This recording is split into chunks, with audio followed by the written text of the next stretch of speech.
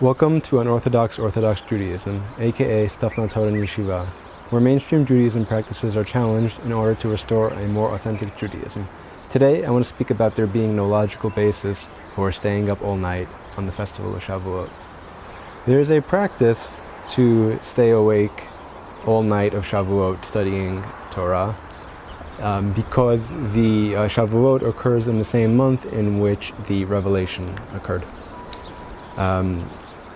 I was asked today if I plan on staying awake all night, and I responded no. I was asked why not. I said there's no relationship between the giving of the law, Matan Torah, and the holiday of Chag HaShavuot. I was, let me explain myself, pointed out that the giving of the law was not something which occurred on a single day. It's something which began around 2 months before the revelation, while the Israelites were still in Egypt, and continued for around 40 more years. I further pointed out that the revelation and Ma'amad Har Sinai and Matan Torah, the giving of the law, were not the same thing.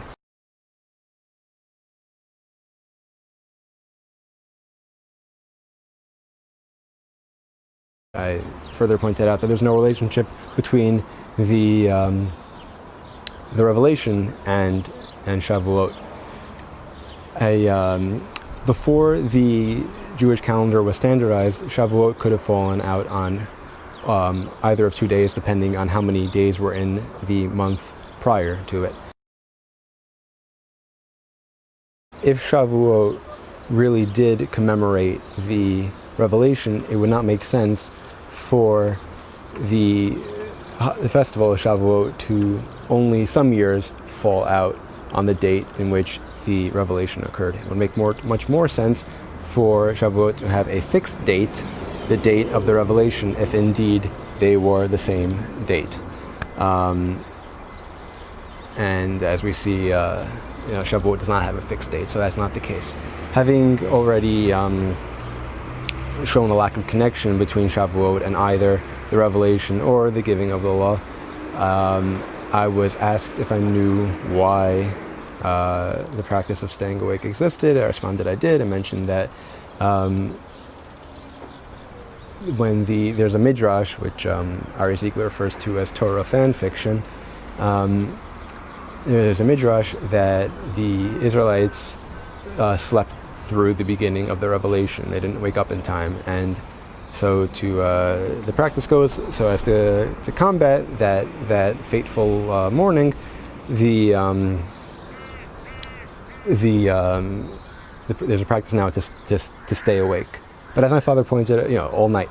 But as my father pointed out, if the Israelites were, slept through the revelation, which occurred during the daytime, what the practice nowadays causes is for many people to stay awake all night and then go to bed at sunrise, and then once again sleep once again, if it originally did happen, sleep through the same time that the revelation occurred. So in effect, people are recreating the same issue if the issue occurred in the first place, by staying up awake all night and then sleeping through the time of the revelation. After all this, I was answered by, lo tifrosh min hatzibor, don't separate yourself from the congregation, meaning don't be a minority amongst the majority, which, along with what all rabbis are wrong, is a response that people give to basically mean, wow, your logic is impeccable, but since I can't argue with it, let me just attack your school of thought. And so basically to lo tifrosh min hatzibor, don't separate from the congregation, I responded, most of the world does not practice Judaism, so by that same logic, neither should we, kind of thing. So having answered all that, I want to point out the real reason for Chag HaShavuot, and the real reason can be seen by its original name, Chag HaKatzir, the holiday of harvest, specifically harvesting that which, specifically reaping that which was sown in the fields.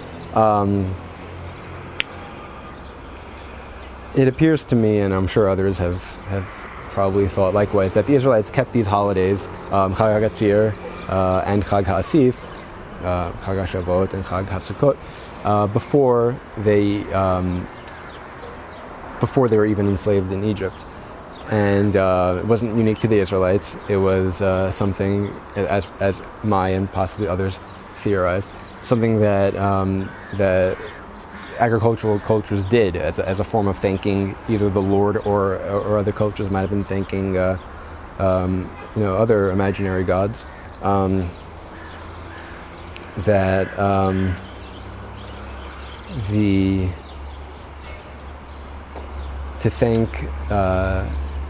give thanks for the produce of the field. And so basically the commandment is thus, keep these festivals and keep the accompanying sacrifices along with them. Another aspect of which is to bring after several weeks after Passover, to bring the loaves of sourdough, 2 loaves of sourdough, chametz, which were brought on Chag HaKatzir, on Chag HaShavuot. Another aspect which is tied into agriculture rather than either the revelation or the giving of the law. So I cannot tell you what to do. I cannot say don't stay awake all night, but I can say that there's no logical basis for it, and I can say that it's unhealthy to do so. But whatever you choose to do, please remember the original reasons for the holiday of Chag HaKatzir, Chag HaShavuot, Chag Sameach, happy holiday.